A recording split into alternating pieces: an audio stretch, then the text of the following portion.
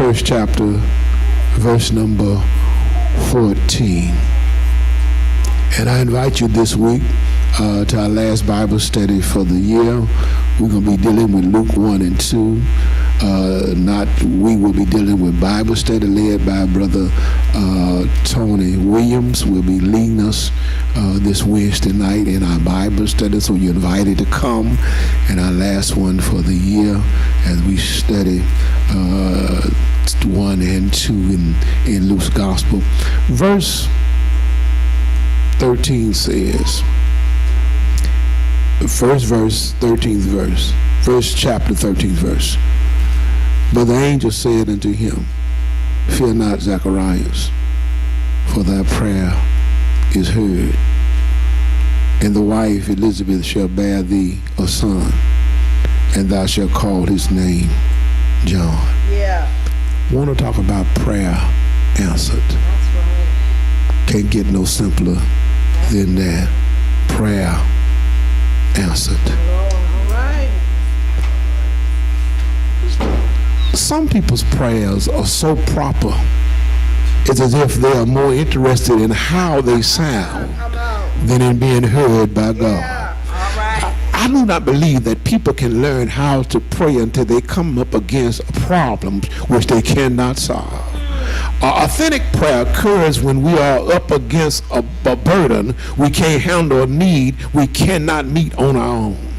You can hear people pray and just about tell whether they've been to some type of pain, whether physical or spiritual.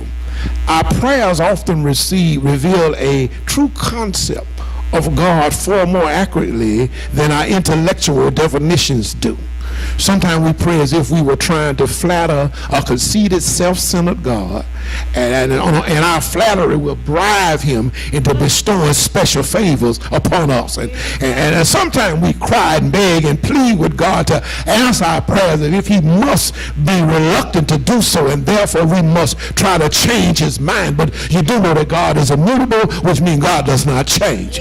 We don't have to pray to teach God how to be good. God is good all the time.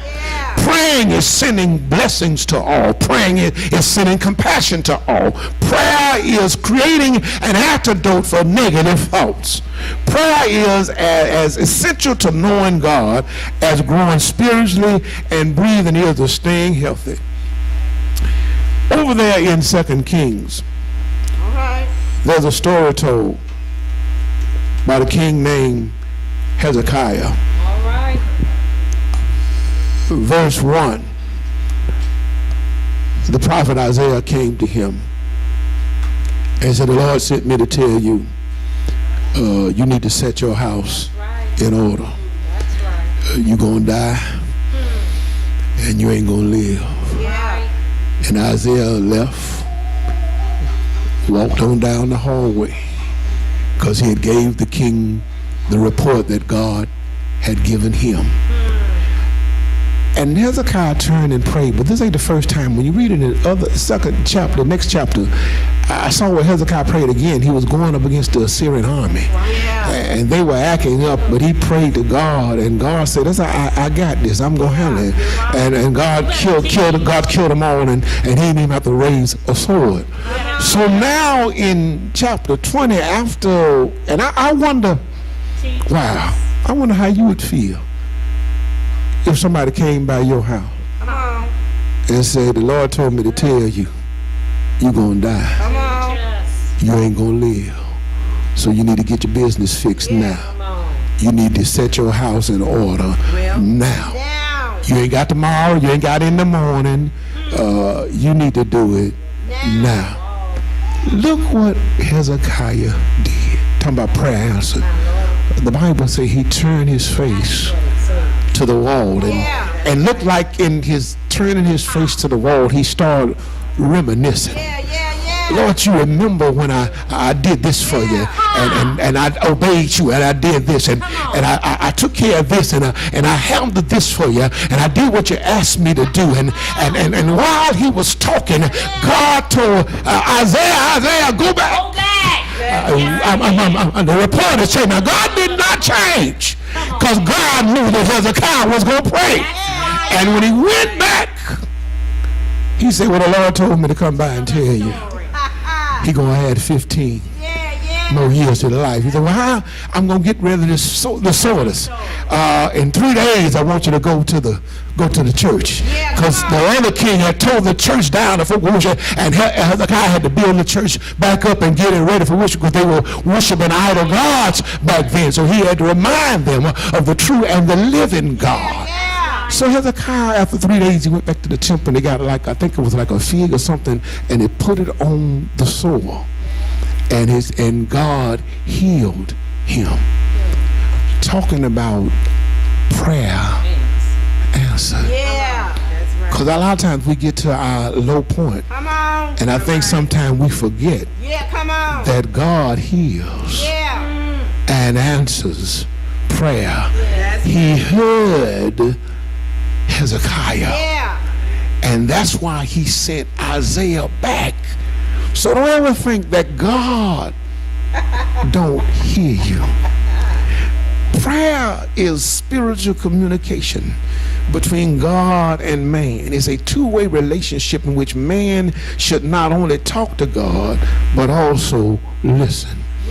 A lot of times we be so busy talking and asking and give me, and I guess every once in a while God have to just say, shut up, be quiet. I want to talk now. And the thing I still remember with Job, and for several, almost 30-some chapters, God let Job go on and on and on and on and on and on till God, right, stop. I heard you talk. Now it's time for me. I let you say everything you had to say. Come on in my office. I want to talk now. Where were you when I put the snow caps on the mountains? Where were you when I put the bark and the dog and the birds to singing? Where were you? So God will give you the opportunity to do all that yapping. Then God gonna say, okay, now it's my turn. Prayer is simple conversation with God. Is asking him to meet your need or someone else's. Is praising him and thanking him. Prayer is like talking to your best friend. It's easy to talk to someone when you know they love you unconditional. Oh, that's a good one. That's a good one. Like talking to God, like God ain't judging you. God ain't reminding you of what you did the last time you came to the altar. God listens to what you have to say. Because he loves you. That means there are no strings attached. Prayer is powerful spiritual force and something that God wants his people to do. Prayer is a place where pride is abandoned, hope is lifted, and supplication is made. Prayer is when you talk to God. Meditation is when you listen to God. Come on. Prayer is where you talk to God. Meditation is where you listen to God. God always has something to say. That's right. The question is, are we listening? Good question. I said God always, you might not like it, but God always has something to say. So the question is, are you listening? So the text today says, and when Zacharias, verse 12, saw him, he was troubled, and fear fell upon him. But the angel said unto him, fear not, Zacharias, for thy prayer is heard, and thy wife Elizabeth shall bear thee a son, and thou shalt call his name John.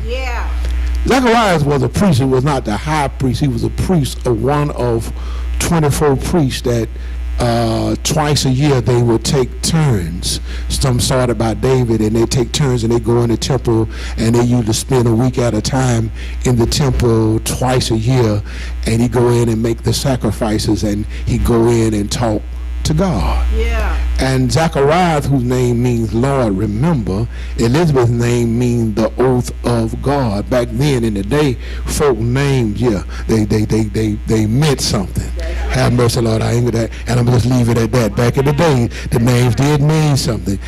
Because certain names that meant something. So his job was to prepare the sacrifice and to pray to God for the sins of the people. So on this particular day, on the right side of the altar, Gabriel, one of the angels of God, came and said, I got a message fresh from heaven. Come on, preach. God told me to tell you he's heard your prayer. Yeah. And you and your wife are going to have a son. Come on. And his name shall be called John. And as you continue to read the text, you find out that they had dialogue back and forth, and he was sharing with him, and he's not going to drink wine, and all the things he talked about, how what John's going to be and what's required and what's expected of John, and shared about Mary. But as he and his sharing, Zacharias the priest looked like he didn't believe what the angel was saying. He said, I'm up in age, my wife up in age, how can this be? And then he asked for a sign. And it looked like Gabriel might have got, he didn't say he got upset, but it looked like Gabriel, like, wait a minute. You talking about a sign. I come fresh from the presence of God to tell you what God, okay, and the text says he became dumb. It's in the text. You're going to be dumb, and you're not going to be able to speak until the day this is fulfilled. All right. So for a couple more days, he had to stay there and finish up his duties.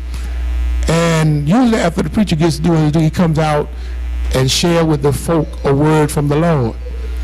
Well, when Zacharias came out, he had a word, but he couldn't share it.